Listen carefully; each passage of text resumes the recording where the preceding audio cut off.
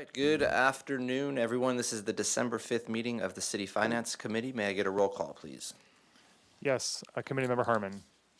Here. Mayor Rouse. Here. Committee Chair Friedman. Here, we are all present. We have a really packed agenda today, so we'll move on to public comment. Are there any members of the public who wish to speak to any items not on today's agenda? There are four, but under the purview of the finance. Not seeing any here. Are there any online? Please raise your hand in the app. Chair Friedman, no hands are raised. All right, I'll close general public comment and move us on to item 1, which is Ms. Doubles, and it's in regard to a loan for Transition House. Thank you. Good afternoon, Chair Friedman and Committee Member Harmon and Mayor Rouse. I'm Laura Doubles, and I'm the Housing and Human Services Manager for the city. Here with me today is Kathleen Boschke, which is the Executive Director for Transition House, as well as Nancy Rapp from their Board of Directors. Thank you so much for having us here today to present to you an opportunity to partner again with Transition House on a request for a loan from them of $1,284,850 for the acquisition of property located at 712 West Anapamu Street.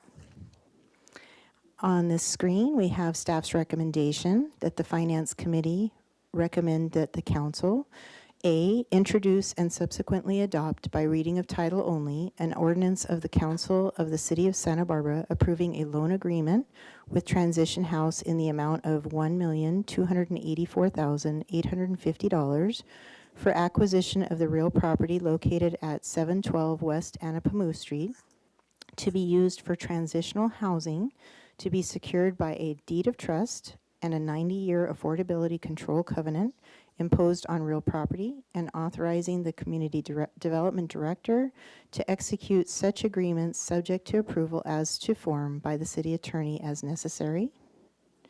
B, approve the allocation of available appropriations in the fiscal year 2023 Home Investment Partnerships Program, or otherwise known as HOME, fund in the amount of $759,487 to fund a portion of the requested property acquisition loan. And C, approve the allocation of available appropriations in the fiscal year 2023 Home Investment Partnerships Program American Rescue Plan, or HOME ARP, fund in the amount of $525,363 to fund the remaining requested property acquisition loan. Thank you. This property is a newly remodeled 2-story, 8-unit apartment building and has 2 brand new accessory dwelling units, or ADUs. It provides 9 one-bedroom and 1 two-bedroom units, which will all comfortably accommodate smaller 3 to 4 member families. The property has 8 parking spaces. It will provide a private office for the case manager, and each unit has individual washers and dryers. Next slide. The 10 residential units will provide homeless families with transitional housing that have supportive services and self-sufficiency programs offered by Transition House for up to 24 months before transitioning the families into permanent housing. And on the screen here is the beautiful pictures of the renovated property as it currently sits. And back in January of 2023, the Santa Barbara County point and time count showed that the number of households with minor children counted has increased from 63 in 2022 to 93 in 2023, which is a 47% increase in family homelessness. Family homelessness is very complex to address and usually has multiple barriers to their housing stability. Since 1984, Transition House has very successfully provided shelter and anti-poverty programming to local families that are experiencing homelessness. So Transition House has been a city partner for well over 4 decades, and they own and operate the local family shelter. 6 units of transitional housing, along with 2 small apartment complexes and 3 single-family homes, totaling 38 units with supportive services. They also provide the programs that help the families to develop skills in increasing their income and life skills needed to sustain rental housing in a permanent situation. And amazingly, 93% success rate in families that they participate in transition house programs move on to permanent rental housing. The proposal before you today includes the property purchase price at negotiated at $5,350,000. Transition House, I really commend them, has raised $4,065,150 in private funding from community contributions, which really speaks to how much the community supports their agency and programs. That's along with the $150,000 to furnish all the units and to accomplish minor site work that is needed. So they're here to request the funding gap, which is $1,284,850. In this proposal, Transition House will also own, operate, and maintain this property as well.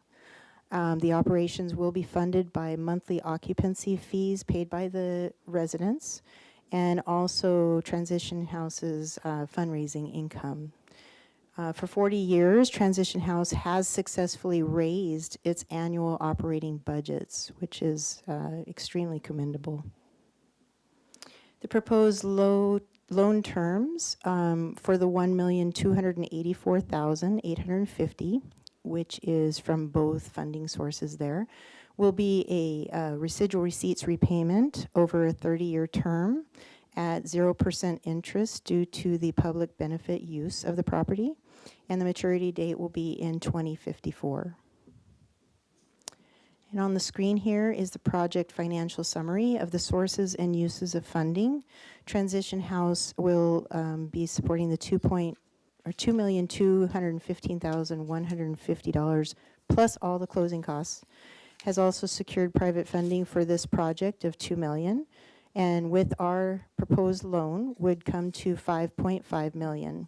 The uses of that would be to go to the property purchase of $5,350,000 plus the closing costs, the furnishings at $75,000, and the miscellaneous site work needed at $75,000 for the same total of $5.5 million. Next slide, please. A new 90-year affordability covenant will be recorded on the property that will restrict the property to transitional housing for low-income family households at 80% AMI and below. Of special note is that the total cost per unit for the whole project is $550,000. However, the city's contribution will make the city's cost per unit only $150,000 per unit. This is extremely low versus an approximate $700,000 it takes to build a new unit currently. Plus, all units have been renovated and or the 2 are new of the ADUs. They're all in beautiful condition. Transition House estimates that over a 10-year period, they could serve an estimated 50 families or more as a transitional housing project that this will be, rather than providing permanent housing to only 10 to 14 families. This will give many more families the opportunities to develop the tools needed to help break the cycle of poverty in their lives. Our city has a yearly entitlement of home allocation. However, there's a federal funding requirement to reserve 15% of each of those allocations every year for housing that's developed, sponsored, or owned by what's known as a Community Housing Development Organization, or CHODO. So Transition House has committed to being certified as the city's CHODO for this project, to not only utilize that set-aside funding, but to also help the city fulfill its requirements set forth by HUD. Next slide, please. And in summary, this is a wonderful opportunity for the city to add 10 transitional housing units to its affordable housing portfolio at an extremely low cost per unit, while also in partnership with a very highly successful and established local agency that the city has partnered with for well over 4 decades. And this project will assist homeless families to secure the needed housing and supportive services to work towards self-sufficiency, which back in October, staff did take our CDBG funding priorities to council and was directed to have our funding prioritized to help with services to address homeless families and families with children. Next slide, please. This project also contributes to the housing element update, Transitional and Supportive Housing Policy 3.2, which states promote innovative strategies and increase transitional and supportive housing opportunities for people experiencing homelessness. We're back to staff's recommendation on the screen. And both Ms. Boschke and myself are here for any questions. Thank you. Great, thank you, Ms. Doubles, for the presentation. Thank you for being here, Ms. Boschke, on behalf of Transition House. Great to see you always. Any questions from my colleagues? No questions from me either, so I will open it up to public comment. Are there any members of the public who wish to speak to this item? Not seeing any in the room. Are there any online? Chair Friedman, no hands are raised. No hands are raised, so I will close public comment and turn it over to my colleagues. Member Harmon? Thank you, Mr. Chair. I feel like I'm always saying this to you, Ms. Doubles, that just such a worthy effort and really very, very necessary and very appreciated. So I'm sure I speak for all of us when I say how grateful we are to be in this partnership with you, and I would be honored to move staff recommendations. Motion's been made. Is there a second? I'd like to second that, and Ms. Bowski knows that I've been a very long-term supporter of Transition House. It's a fabulous organization, so I'm very, very pleased to be a part of this. I too will be supporting this for the very same reasons, and it's great. It's a model with the public-private contributions as well. I think it's something that we can really look forward to the community as we're moving forward, trying to create more opportunities like this, and it's exactly the type of use that these funds are intended for, and it's the best possible use. So I'm glad to support this and move this forward today. So with that, motion's been made and seconded. All in favor? Aye. Aye. Any opposed, abstentions? Hearing none, passes, and congratulations. Thank you. No cap is right. He's for real. So now we are on to item number 2. And where is item 2 on here? So many items today. It's Mr. Bodette, resolution for the Taxpayer Protection Government Accountability Act. Yeah, thank you, Chair, members of the committee. Brandon Bodette, Senior Assistant to the City Administrator. So the item for you today is a recommendation by the Finance Committee to adopt a resolution in opposition to Initiative 21-004281. So a little background. So this initiative is deceptively entitled the Taxpayer Protection and Government Accountability Act. And this is being brought forth by an organization called California Business Roundtable. So you will also see it referred to as the CBRT measure. This measure qualifies for the November 2024 ballot. However, it would be retroactive to January of 2022. And basically, at the core, it requires stricter rules for raising taxes, requiring a 2/3 approval and no more 50% plus one for initiatives. But it also redefines what we can charge for fees and limits other fees that local agencies can charge for, such as like rental fees.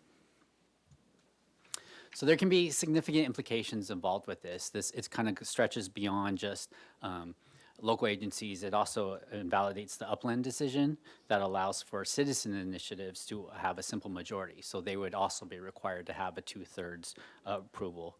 And it removes local control. These can't be amended by a city charter. New taxes must have a specific sunset date, so there's only specific periods allowed. But most troublesome for us as a city is that it severely limits our fees charged, and with only allowing us to use actual costs, which carry a much higher burden of proof to when we're and less flexibility when we're developing our fee resolution. And any voter referendum can come in and repeal fees or assessments that the city is charging. So that opens us up to a greater chance of being disputed. Finally, this also impacts franchise fees. So this restricts the amount utility companies would be able to pay for use of public property. So there's a large contingent already opposed to this measure. And almost 2 years ago, the League of California Cities Board voted unanimously to oppose this measure. They were joined by various organizations, including California Professional Firefighters, SEIU California, California Alliance for Jobs, American Federation of Municipal Employees in California, and Special Districts Association. So quite a few organizations have already come out in strong opposition to this, as well as other cities across the state. And then our lawmakers finally are proposing two ballot measures in the upcoming November 2024 ballot that directly opposes this measure. ACA 13, passed by both the State Assembly and Senate, would require that all initiatives that are setting new approval requirements also pass by the same margin. So in this case, this measure would be required to have a 2/3 approval in addition to. So directly in opposition to what this measure is proposing. And then finally, ACA 1, if approved, will voter thresholds from a 2/3 majority to a 55% for certain general obligation votes and special taxes. So again, direct opposition to what this measure is proposing. So what I'm looking for from the Finance Committee today is a recommendation that Council adopt a resolution in opposition to this initiative to help preserve local revenue authority. And with that, I'll take questions. Great. Any questions from my colleagues? I do have one question. On the fees for the higher threshold that we would have to meet to justify our fees, we currently, for those fees, we have to go out and get consultants to do that. Would this mean that we would have to spend more time and more resources on consultants because it's a lot more technical? Chair, good question. And the answer is yes. Potentially, we would have to have a stronger burden of proof to prove our actual cost associated with any fees. So there would potentially be stronger costs to get those kinds of rate studies done and performed. Okay, thank you. Any other questions? Not hearing any. Any members of the public wish to speak to this item? Not seeing any chambers. If you are online, please raise your hand in the app. Are there any members of the public? Chair Friedman, no hands are raised. I will close public comment and turn it over to my colleagues. Mayor Rouse? Yeah, I have to say, as much as taxes and raising taxes are distasteful, the lack of local control, or the slipping away of local control from municipalities is rather alarming right now. And if everybody's facing budget challenges, the last thing we need is another hurdle to climb. So I'll be in favor of the staff recommendation. Member Harmon?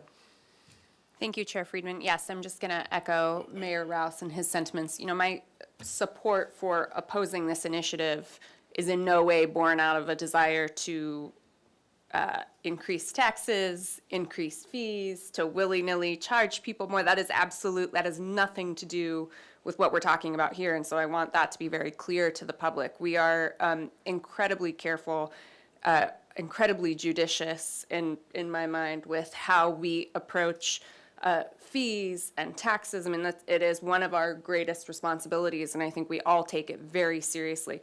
This is an attempt to put in place not only diminution of local control, as Mayor Rouse said, but also to essentially hamstring local jurisdictions so that it's all but impossible to take these actions. And the end result would not simply be lower fees, it would be less services to the public. So just want to encourage folks when they think about this, it really is not what it looks like. And the end result of an initiative like this would ultimately be to make it harder for our citizens to get the services that they need. And so with all that said, I too will be supporting this action. And thank you for bringing it to Finance Committee.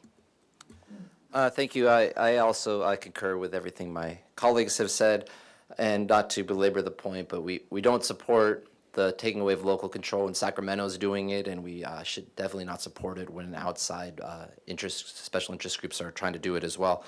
And just in terms of what Member Harmon was saying, that this is not a desire to raise taxes and fees, but we want to keep the tools we have available to meet the service level expectations of the public.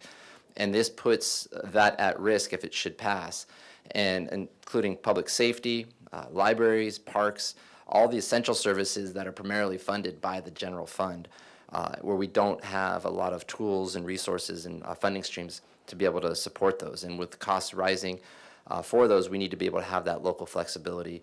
And on top of that, we are going through the fiscal 2030 initiative right now that our finance department and all our departments are going through, and the finance department's leading it, and we've done a lot of work here at the council. And that's an effort to really understand where our revenues and our expenditures are coming in.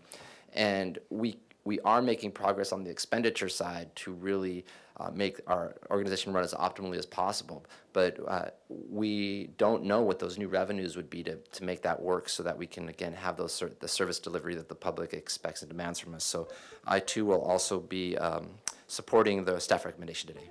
So with that, can I get a motion? I'll move staff recommendation. Second. Moved by Member Harmon, seconded by Member Rouse. All in favor? Aye. Aye. All opposed? Any opposition, abstentions, none heard? And with that, passes unanimously, and we are moving on to item number 3. Thank you, Mr. Bodette. And this is an item to increase the city administrator's contracting authority and competitive threshold for purchases of goods and services.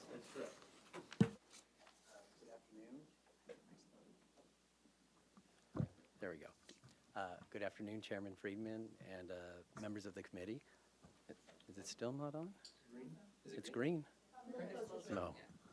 Yeah. Hello? Oh, there we go.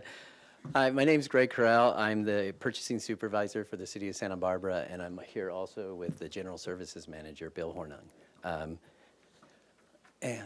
Okay. It's my pleasure to report and speak on behalf of purchasing and the challenges the city faces in our procurement process, and also to recommend that the city adopt several resolutions and ordinance changes to the municipal code. Staff recommends a resolution of City Council authorizing the city administrator to bind the city for the acquisition of goods and services for the amount not to exceed $100,000. We also recommend introducing and adopting an ordinance by council to update the monetary thresholds for the purchase of goods and services, and to authorize a best value competitive contracting bidding option for maintenance, repairs, projects, and goods. Okay. Changes to purchasing procurement options would mirror the Public Works recommendation that council approved to add the best value option for their projects to the next presidential primary election ballot on March 5th, 2024. Public Works needs the approval for the change since they're tied to the charter, so it has to go to the people. Being that purchasing is tied to the municipal code, an update to the code would suffice. In recent years, we've observed multiple agencies have moved to the best value option, as well as national cooperatives. Most of our counterparts at different agencies that we interact with have gone this route years ago, and I believe the UC system already has adopted that. The city plans to use the best value option only where it would favor the city and the public. Purchasing also would be taking the lead on the evaluation of bids and proposals to make sure that there is a separation of duties and powers between departments and vendors. As of now, we are only allowed to use this practice for professional services. The challenges we are facing that our thresholds have been quite low for years. This causes extra work and additional soft costs that would be alleviated by raising them. As of now, all maintenance and repair contracts are only bid as low bid contracts. This could mean that the vendor is doing the absolute lowest level of service that meets the specification requirements with no incentive to perform above and beyond. The administrator authority has been stale for quite some time, especially considering the inflation growth we have been experiencing. The above CPI increase shows our buying power of our $7,500 threshold has really took a hit since 2014. So purchasing recommends increasing our lowest threshold by $2,500 to $10,000 to alleviate the loss of buying power due to prior inflation. This will also match the micro purchase threshold that the federal government uses. The low threshold requires the department to submit to purchasing one quote for the procurement of goods and services. Anything greater than that amount, purchasing will solicit the quotes for the department. This slide shows that the $35,000 city admin signature authority is not keeping pace with our contemporaries. Raising the city administrator's signature authority would also alleviate the burden placed on council having to read through and vote on smaller dollar professional service agreements, as well as sole source and best interest waivers. This would reduce departments' workloads also and make the smaller dollar purchases more efficient. We are also trying to increase the signature authority to the formal bid authority limit raise we are proposing. This would help with uniformity.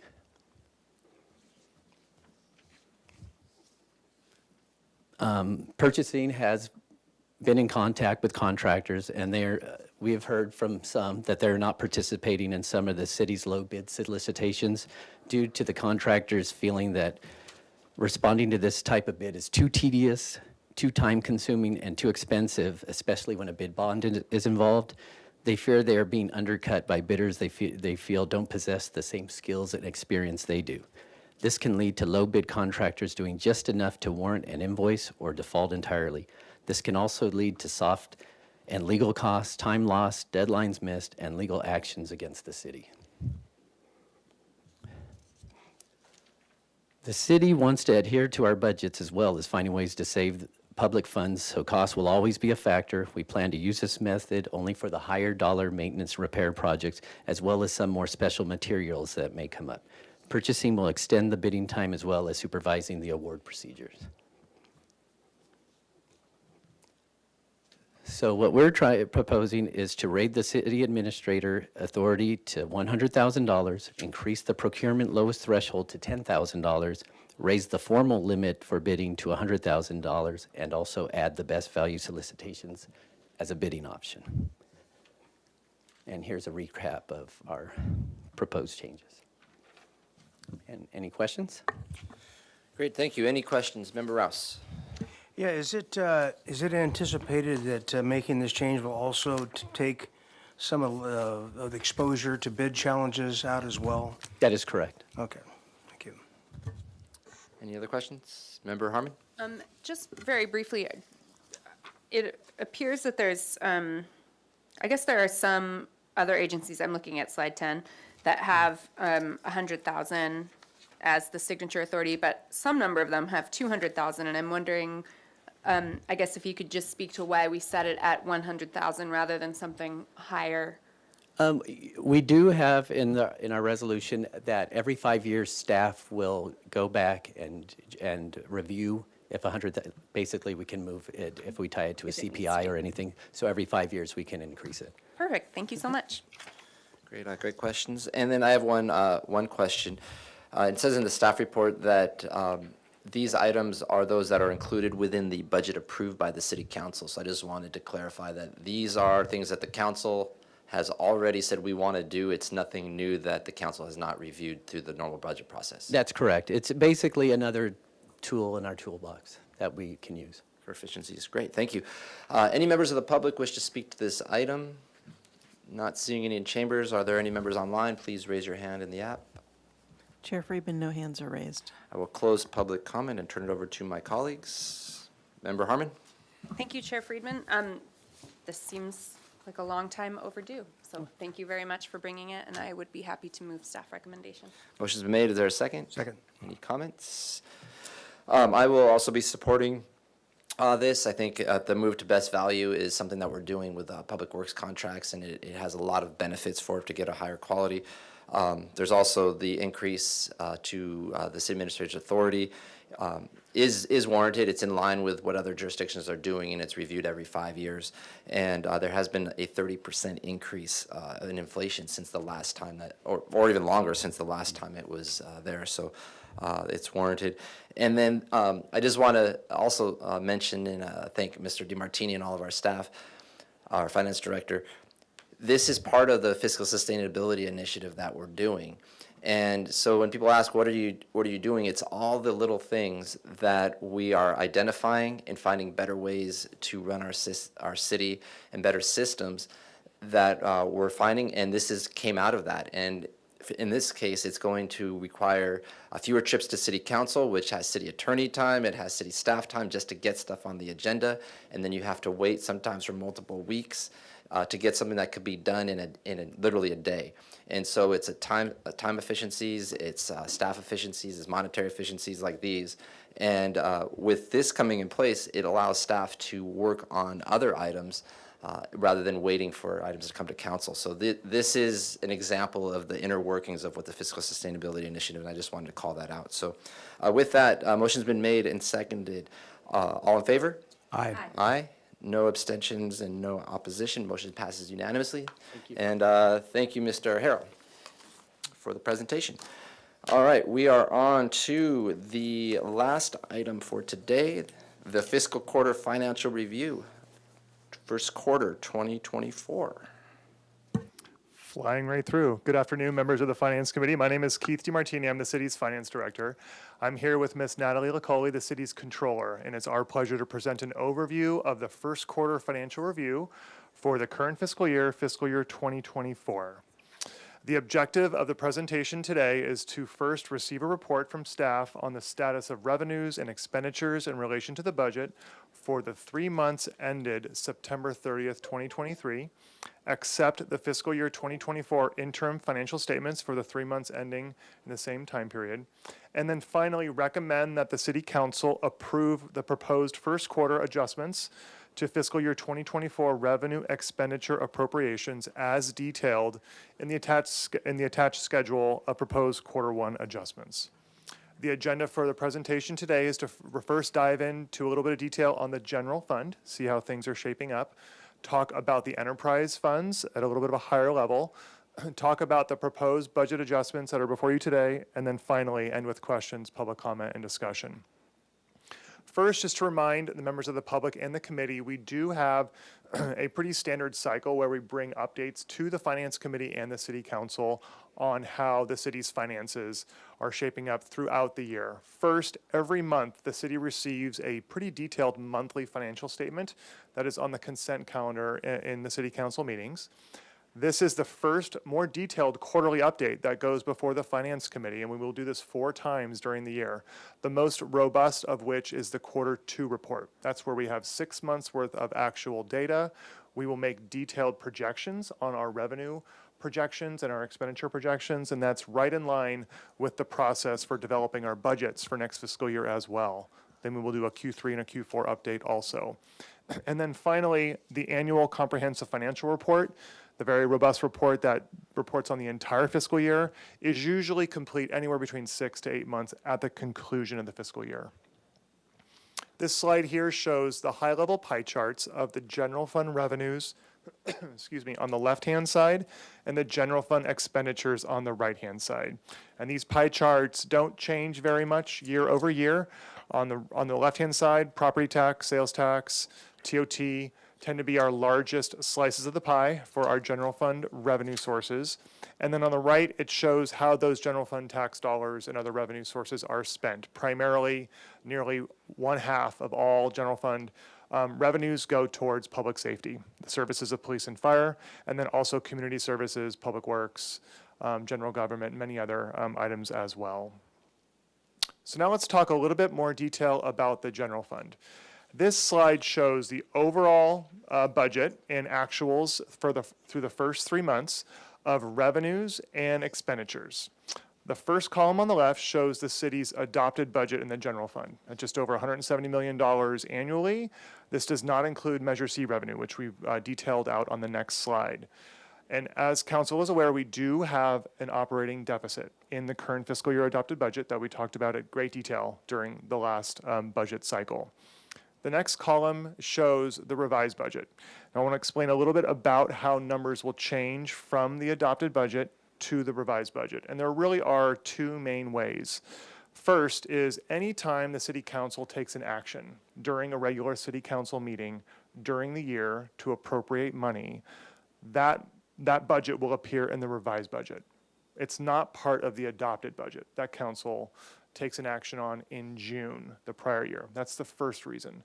The second reason is an annual process that is called the carry forward process.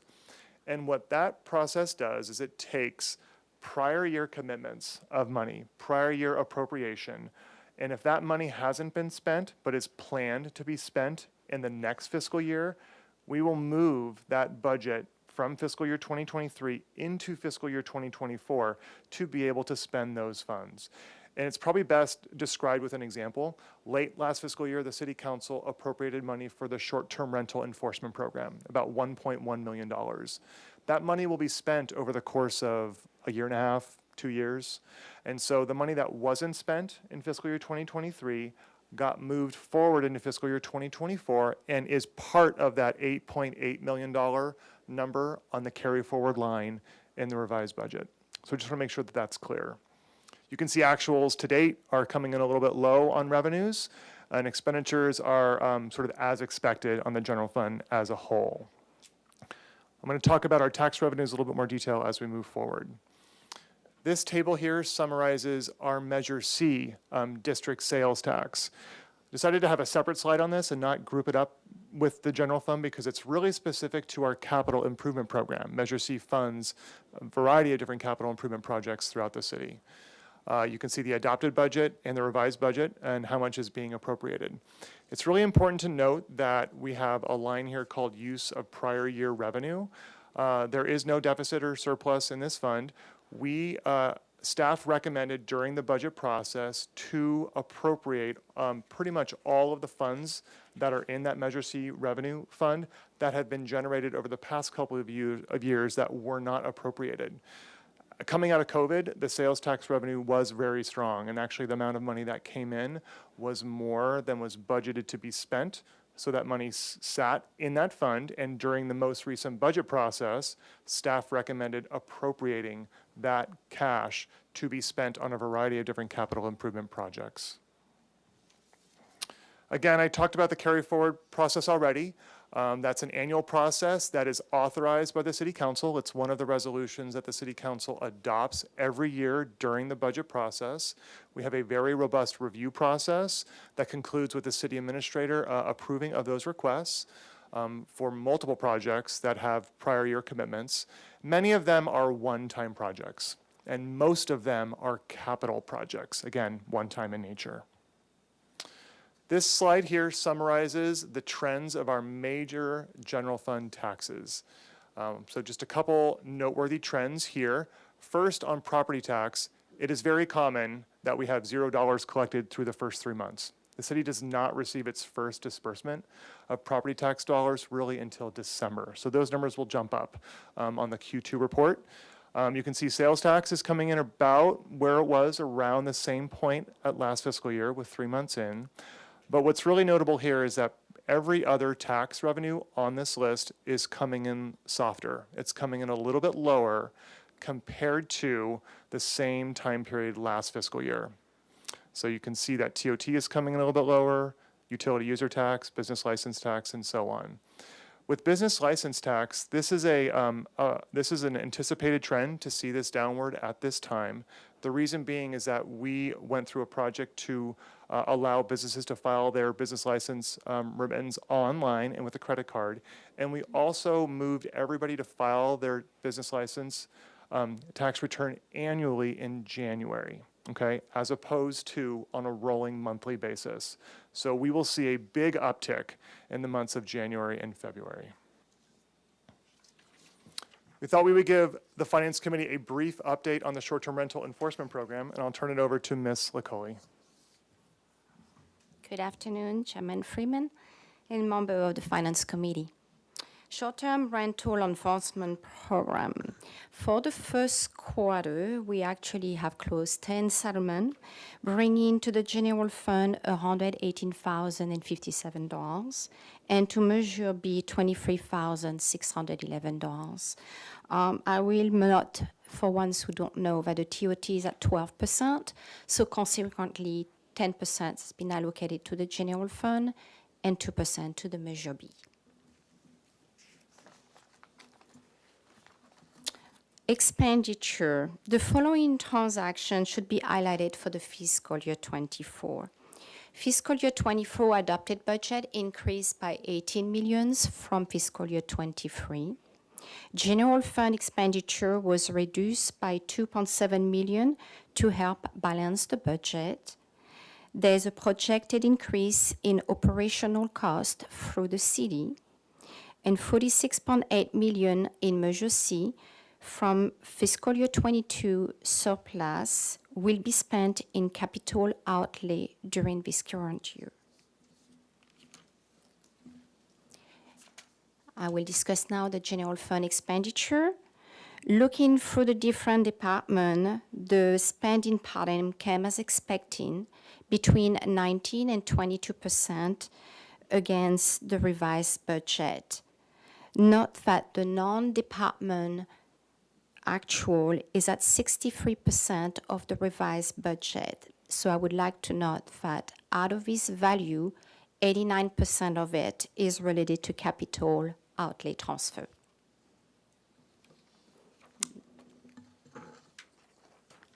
Thank you so much, Ms. Licoli. So I'm just going to give a brief overview of where we stand on our general fund reserves. This table here shows what the general fund reserves have been over the past 5 fiscal years. The first 2 lines show what the City Council target reserve levels are, both for our contingency reserve at 10% and our disaster reserves at 15%.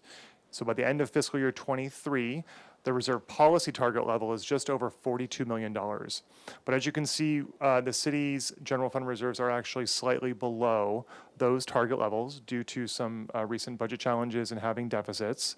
And it's also important to note that because the city's self-insurance fund is pretty significantly underfunded compared to the most recent actuarial report, the general fund is responsible for about half of the self-insurance fund underfunded position at about $7 million, which further depletes the actual available reserves for contingency. Over the next couple of quarters, we will provide much more information about how the current fiscal year is shaping up and what impact that may likely have on reserves going forward. So I'll turn it back over to Ms. Licoli to give an update on the enterprise funds. Thank you. For the enterprise fund revenue and expenses, we're looking as an overall picture for the solid waste, the water fund, water waste fund, and the downtown parking. All those departments are actually on target, and there's really not any significant variance at this point that I will discuss. We probably, obviously, will know more as quarter 2 is closing. Can I see the second one? Thank you. For the next department, for Clean Energy Fund, Airport Fund, Golf Fund, and Waterfront Fund, a very similar pattern as what we experienced on the first slide. However, I would like to highlight that Clean Energy, Golf, and Waterfront departments show a strong revenue for this Q1 in comparison to fiscal year 23. And we'll have more to come as we close the fiscal year, the quarter 2.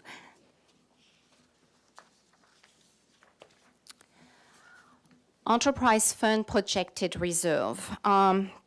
This slide reflects very preliminary projection for fiscal year 24. And we will monitor very carefully the progress for those different reserves. Clean Energy project 8 million addition to their reserve, and that value will be reinvested within the city.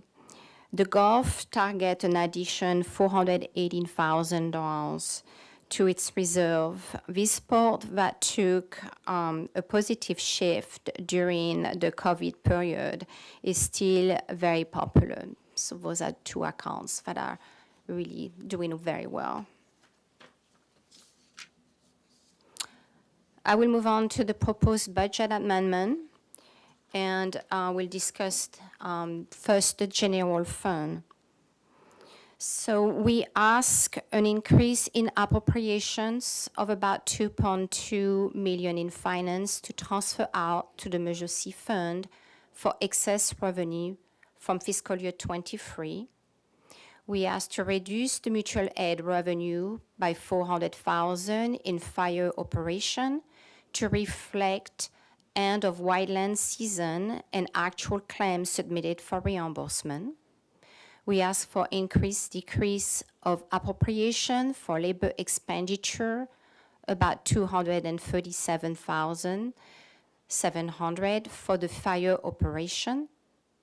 And last but not least, we ask to reallocate the environmental compliance program appropriation, about 156,000, from Public Work General Fund to Solid Waste Fund under the Environmental Service Division. Under the other fund, I would not go through all the details of the information. Please refer directly to the attachment 3 for the details.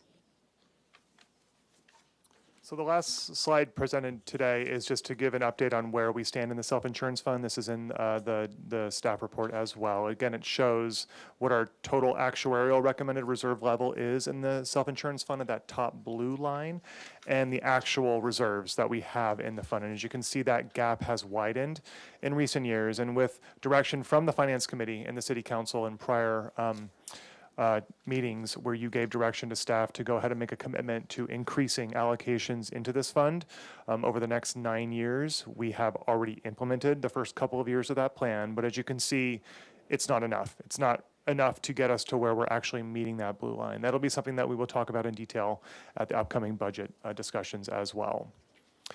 So that concludes the presentation for today. This slide summarizes the recommendations that are before the Finance Committee. We'd be happy to answer any questions you may have. Thank you very much. Any questions from my colleagues? Member Rouse. Yeah, Mr. DeMartini, rather minor, but I was wondering about the small discrepancy between Measure C and sales and tax use collections. Isn't it 1 and 1, or is it, in terms of the amount of money we show a slight difference in the two amounts? Yes, Mayor Rouse, thank you for that question.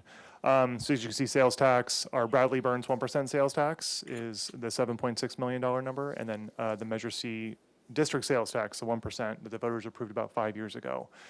You know, there isn't any particular trend that is the reason for why one is a little bit higher and one is a little bit lower. I will say that the Measure C district sales tax is a little bit more heavily reliant on like online sales. Online retail sales is one factor.